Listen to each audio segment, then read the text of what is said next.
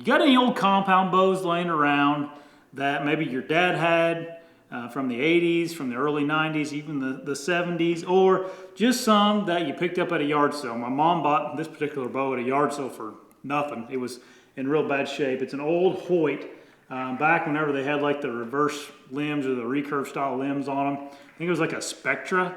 Hard telling how old this bow is, but they're old. What I've been doing is converting them into traditional bows, and I think it's a really cool way to use a part of something your dad had, or your grandpa had. But I wanted to go over how to turn one of these things into a traditional bow for you. Not all bows are going to work. One thing you really got to look at is your limb pockets, and your limb pockets cannot have a severe angle to them. They kind of have to have a more of a gradual slope that kind of goes with the riser. You can see here on this old Hoyt, the limb pockets just gradually slope down. I would say, just maybe a few degrees of slope here. You can't have parallel limb bows or even bows that are, almost parallel. You got to have some bows that are longer axles. Many of the old bows are going to fit this. So look at that. Your new stuff isn't going to work very well with recurve bow limbs. You're going to have to find you some limbs to put on this bow, or these bows. I've been buying the Black Hunter limbs off of Amazon. They're like $60 for the set. They have all different types of weights, I think from 30 to 60 pounds in 5-pound increments. Really good limbs, and they've worked on both the bows that I have. I transformed. You're going to need a string for your bow as well. I'll leave a link to the string that I've been buying that's been working well. You're also going to need to figure out how long of a string you need. That's going to be a little bit tough. One way to get yourself close is to measure your riser and then look at what the length of the Black Hunter bow is. If it's a 60-inch bow and the riser is 17 inches long, that means that on a riser that is 19 inches long, like this riser is 19 inches, the Black Hunter was, I think it's 17 inches, it means this bow is going to be a 62-inch bow, roughly, instead of a 60-inch bow. So you got to just figure that out. With that being said, with a 62-inch recurve, you want to buy a string that's maybe a few inches short. It's not going to be an exact science. I don't know how to tell you exactly how short or long your bow is going to be and what string to get. You're going to have to just get close and then twist it up or untwist it and get it close enough, and then you have to buy a new one or whatever you have to do to get the perfect size of string. But that'll get you really, really, really close. Another thing you're going to need is string knocks. I just use serving for my string knocks, but if you want to do something really simple and just get some brass knocks with the tool to clamp those brass knocks on, I have a link for those in the description below as well. I made my own puff balls for my string. String silencers are super important with the traditional bow. They do quiet the bow down substantially, in my opinion. This bow wasn't loud really before the string silencers, but once I put the string silencers in, it was dead quiet. Okay, probably the most important thing that you're going to have to look for, other than also the limb pockets, you want to measure these limb pockets to make sure that they're not overly wide or too narrow. The limb pockets, most of them are going to be close enough. I'm going to take this bow down in a second, and I'll show you all that here in a minute. Something else you got to think about is your rest. Many of your compound bows aren't going to be adequate for shooting off the shelf. I'll give you an example here. This is a Martin bow that I turned into a recurve bow. That's an old Martin Tracer LT. This rest, as you can see, it's great big. The shelf on the compound bow. It's really big, it's really wide, it's really deep. This would not be a good rest to shoot off the shelf. So instead of the rest, I had a whisker biscuit on this thing and just shot a whisker biscuit off of it. About any of your old risers are going to be tapped for a rest. You can just buy a whisker biscuit and then shoot veins through it out of your traditional bow. What I did, and you can do this with any bow, is I have some plumber's epoxy. It's a gray tube of plumber's epoxy. And I just formed a rest on this thing that went right up to the burger hole, or where your rest would typically bolt in. I wanted my arrow to be right in line with that burger hole whenever I had it about 3/8 inch high on my knock point. So I just formed out of that plumber's epoxy a perfect molded rest for this particular Hoyt riser, and it works excellent. That plumber's epoxy, that's what it's for. It's for plumbers, but it works great with aluminum. It really has held up really nicely. And then if you don't go with the whisker brisket style rest, you're gonna have to get you some kind of a Velcro. I like to use Velcro. This is like the soft end of Velcro. This is the Velcro brand name. And then you're gonna have to cut you a side plate and then the rest part of your bow. I'm gonna go over this all in detail now to show you guys exactly how to turn an old compound bow into something usable. Okay, I took the recurve bow completely apart here. The first thing that you're gonna have to do when it comes to converting a compound bow into a traditional bow is take the bow apart. There's a lot of ways to do that. A lot of times you buy an old bow like this and the string will be busted, and then you just take the limbs off and you're good to go with the limbs. Do not take the limb bolts out of a riser that has pressure on the limbs. If the string is intact and there's pressure on these limbs, do not take the limb bolts out. You want to either get a bow press and take the string off and then take the limb bolts out, or find another way to get the bow apart without a bow press. I'm not going to make any recommendations there on YouTube. Use your imagination. Then we have to strip the riser down. Keep a hold of one of the limbs, and I'll show you why here in a second. Strip the riser down. Usually you'll have an old rest on here, maybe an old sight. A lot of times these things will have cable guides. Get that thing off there. I just cut this one off because it was, I don't know, I couldn't figure out a way to get it off, so I just cut it off and took a Sharpie and just touched up where the metal was exposed. Once you have that all done, you got to make sure that your limb pockets are going to fit. Your limbs are going to fit in your limb pockets. So these particular Black Hunter limbs are just under about 1.75 inches wide, just under actually. So about, I don't know, 5/8, something like that, inch and 3/4 roughly. So they have to fit inside the pockets just like this. This particular model of bow had some funky things with the limbs. You can see here on this limb, there's 2 holes right here that there was actually a piece that went into the limbs that allowed the limbs to seat down into this little U-shaped groove that's inside of the riser here. So what did I have to do? I cut this is I think it's the bottom limb, but it doesn't really matter. I actually cut that off so I had a template. And then I took these limbs that you get from Black Hunter, and I laid these perfectly on the Black Hunter limbs, and then I just traced them out as accurately as I could.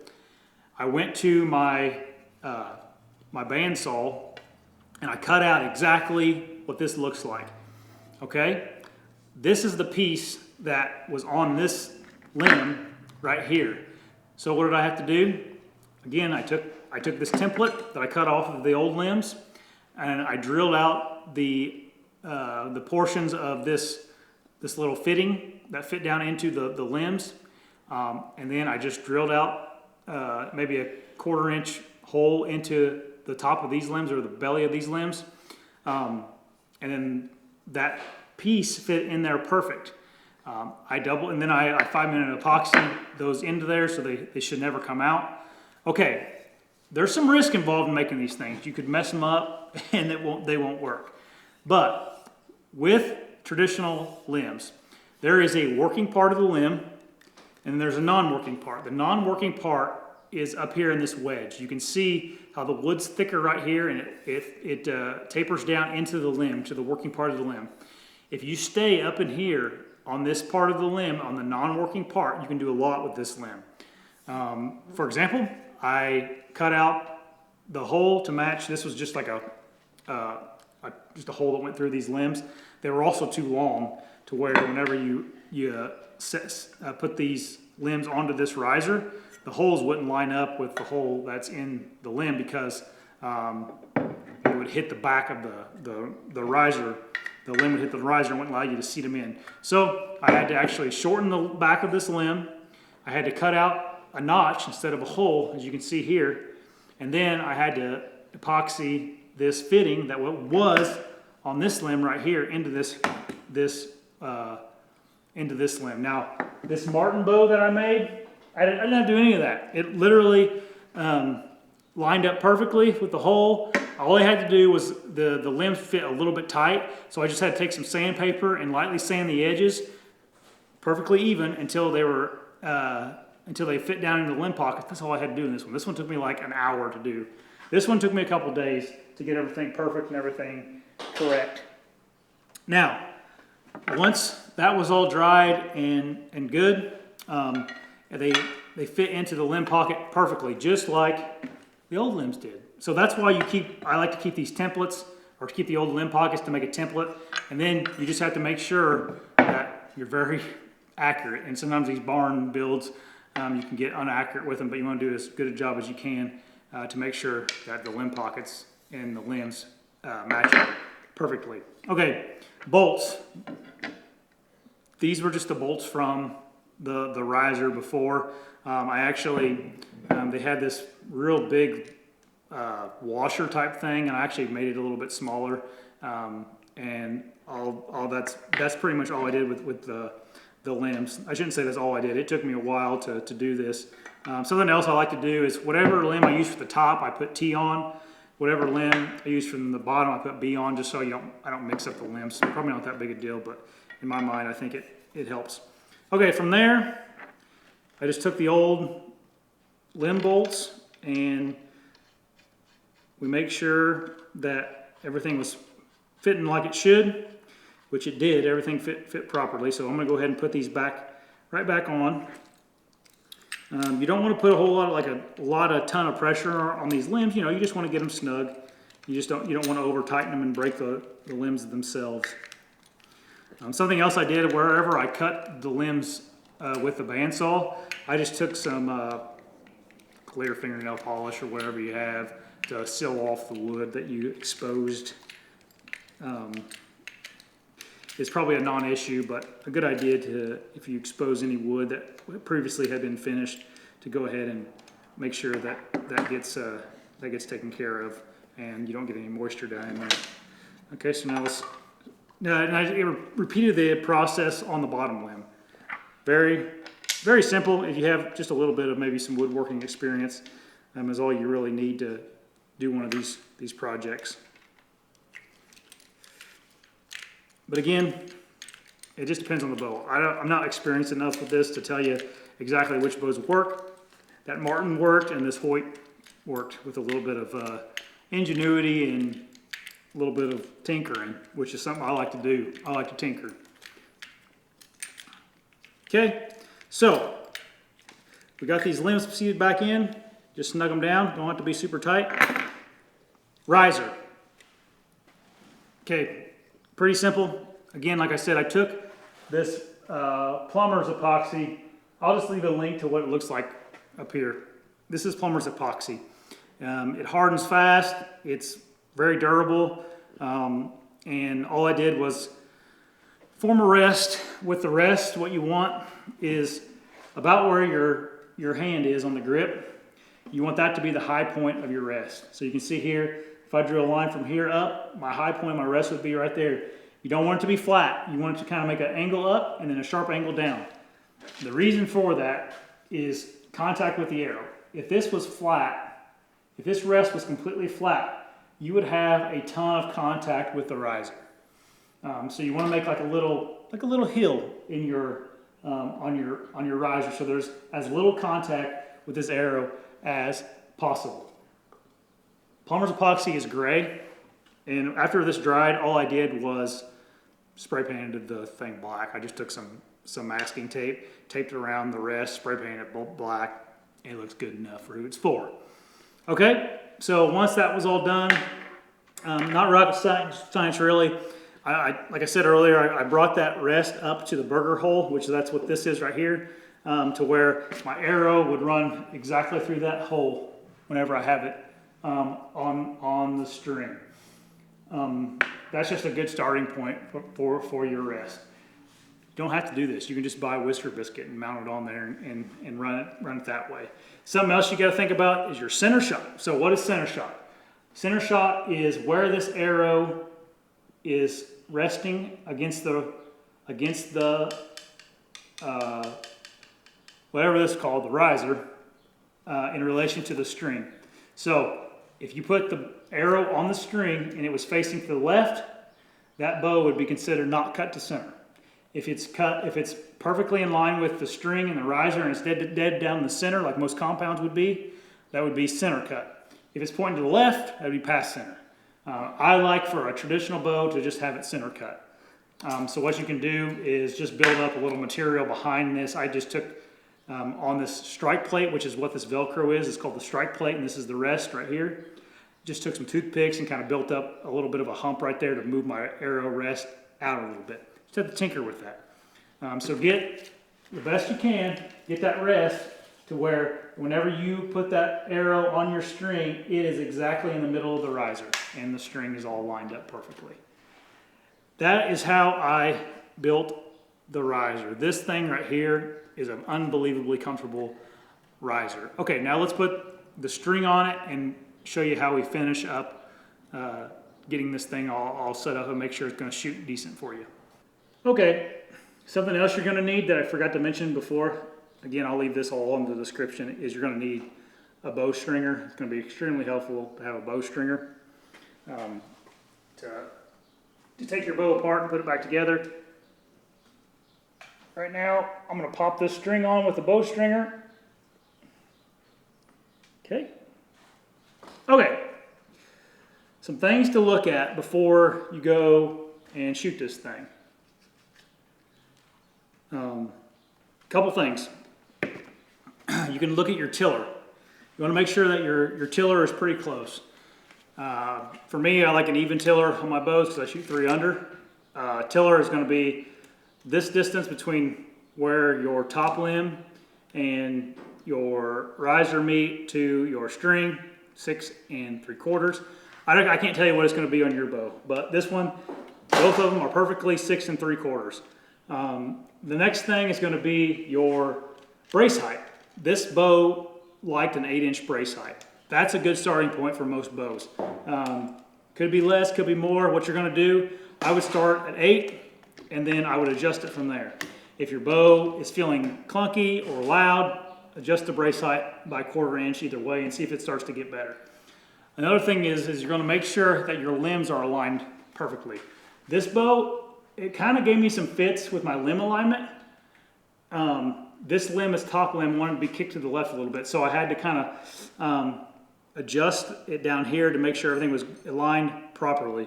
The way you look at it is you just look down the bow and make sure that it looks, the string and the riser and the limbs are all perfectly level. If they're not, I mean, you can shoot it when it's not perfect, but just you want to try to manipulate it a little bit in either direction to make sure that things are not way out of whack, and because you don't want to hurt yourself. Another tip for brace height to start with is on most recurve limbs, you're going to have like a groove right here that your string sets in. You want to get your brace height starting with, just to get a starting point where that string rides in that groove and then comes out of the groove exactly where that groove stops. That's a good place to start with your brace height. Okay, from there, then you're going to put your knocking points in.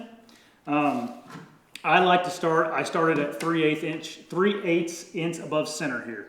So just a little bit above your center shot. So like my center shot would probably be right there where my arrow is perpendicular, at a 90-degree angle to my string, to my rest. I like it a little above that, about 3/8 inch above that. So to where you get a little bigger pitch of your arrow because I'm shooting 3 under and it worked out perfectly. From there, that's really all you got to do. Then you got to get your arrow ready. These limbs are 50-pound limbs. With this riser being longer than the riser that the black hunters come with, my weight's a little bit less than that. If I had to guess, I would say it's about 46, 47 pounds compared to the 50 pounds that is that the limbs are rated for. Okay, now let's go out and shoot this puppy. All right, now we're out here by my 3 target and gonna shoot this thing. Arrows. This is something you're gonna have to tinker with too. If your bow is at my draw length is 28 inches. If your bow's at like 40-ish pounds, 40 to 50 pounds, and it's cut to center, a good rule of thumb is maybe like a 500 spine, 400 spine if you got a little heavier insert in. This particular arrow is a 400 spine. It has 225 grains up front, and it tuned really nicely out of this bow, cut to center, or adjusted to center, I guess, with the bow. So you can see here, if you would look down this arrow, what I mean by center is the string, the arrow, and the middle of the riser is exactly all lined up perfectly. If it was pointed to the left a little bit, that's fine. You would just have to shoot a little bit of a weaker spined arrow. You can just tune these things a little bit, like put some more padding behind the arrow to kick it out to the left if you're too weak, or you can move it to the right towards the riser if you're too stiff. You can do what you want. You built this thing. Do whatever. Put a whisker biscuit on it. Yeah. Yep. Huck's gonna shoot with us too. He's been shooting his bow a lot. Okay, I'll show you how this thing shoots, guys. With this, these are some wool silencers that I made myself. Just bought some wool yarn. Make them yourself. It ain't that hard. Okay, let's shoot this thing. What do you think, buddy? How far are we here? 30 yards. 30 yards. We're like 15 yards, but Dad is right way. nope. You got it left-handed there. All right, I'm gonna shoot. Okay, Bubby. Wait. I'm shooting 3 under, about 3/8 inch high on the knock point. Dad? Is this right Thing way? just buzzes, man. Man, you snuck up pretty close to that thing.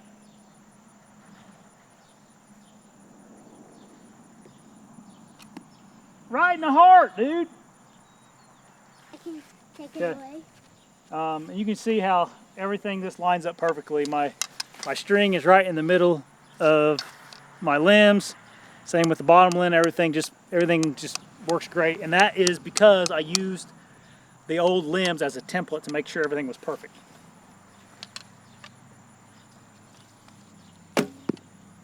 I'm telling you guys, this might be my hunting bow this year. This thing is quiet.